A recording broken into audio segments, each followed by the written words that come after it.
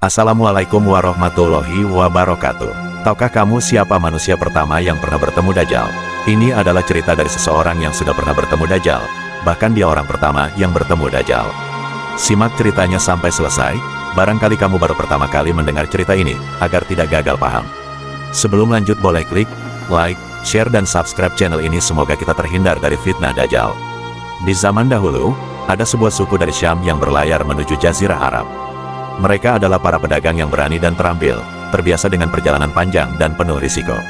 Namun, dalam perjalanan ini, mereka menghadapi tantangan yang belum pernah mereka temui sebelumnya. Di tengah lautan yang luas, kapal mereka ditelan oleh badai yang ganas. Angin kencang menderu, ombak setinggi gunung bergulung-gulung dengan kekuatan yang mengerikan, mempermainkan kapal mereka seperti mainan kecil. Selama 1 bulan penuh, mereka terombang-ambing, hilang arah dalam pusaran badai yang tak kunjung reda. Ketika akhirnya badai mereda, mereka menemukan diri mereka terdampar di sebuah pulau yang asing dan misterius. Pulau itu tampak sepi dan tidak berpenghuni, namun penuh dengan vegetasi yang subur. Mereka turun dari kapal, kaki mereka menyentuh pasir yang hangat, dan mereka mulai menjelajahi pulau tersebut dengan hati-hati. Tak lama kemudian, mereka dikejutkan oleh penampakan makhluk aneh yang berbulu lebat. Bulunya begitu tebal dan panjang sehingga sulit untuk membedakan mana kepala dan mana ekornya. Makhluk itu berdiri di sana, menatap mereka dengan mata yang penuh misteri. Dengan suara yang serak namun jelas, makhluk itu berkata, "Aku adalah Al-Jassasah.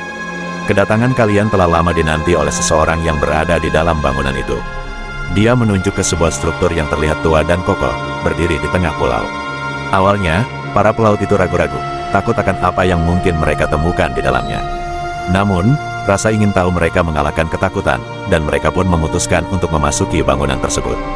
Di dalam, mereka menemukan sosok manusia yang tinggi besar, namun terbelenggu dengan rantai yang kokoh dan berat.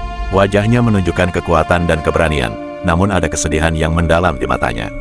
"Ada kabar yang ingin aku tanyakan kepada kalian," ujar pria terbelenggu itu dengan suara yang dalam. "Kabarkan kepadaku tentang pohon-pohon kurma di Baisan, apakah masih berbuah? Apakah yang terjadi dengan Danau Tiberias? Apakah saat ini masih banyak airnya? Apakah mata air Zugar juga masih mengalir airnya? Dan apakah penduduknya masih bertanding di sana?" Salah satu dari mereka menjawab, "Pohon kurma di Baisan masih tumbuh dan berbuah dengan lebat. Danau Tiberias masih banyak airnya, air mata air Zugar masih mengalir, dan penduduknya masih menggunakan air itu untuk menumbuhkan ladang dan kebunnya." Mendengar jawaban itu, pria terbelenggu itu, yang ternyata adalah Dajjal, berkata dengan suara yang berat, "Ketahuilah, aku mengetahui bahwa suatu saat Danau Tiberias akan kehilangan airnya, Baisan akan menjadi gersang, dan mata air Zugar akan berhenti mengalir. Pada saat itu, aku akan bebas dari belenggu ini dan akan berjalan di muka bumi ini selama 40 hari. Setelah pertemuan yang menegangkan itu, rombongan pelaut kembali ke kapal mereka dan melanjutkan perjalanan. Mereka berlayar dengan penuh renungan atas apa yang baru saja mereka alami. Akhirnya, mereka tiba di Madinah, tempat mereka bertemu dengan Rasulullah. Mereka menceritakan pengalaman mereka kepada beliau dan mengucapkan syahadat, memeluk Islam dengan penuh keyakinan di hadapan baginda Nabi. Cerita ini, yang penuh dengan misteri dan pelajaran, telah diwariskan dari generasi ke generasi. Ini adalah kisah tentang keberanian, iman, dan pertemuan dengan yang tak terduga, mengingatkan kita bahwa dunia ini penuh dengan keajaiban yang belum terungkap. Wallahu a'lam bishawab. Wassalamualaikum warahmatullahi wabarakatuh.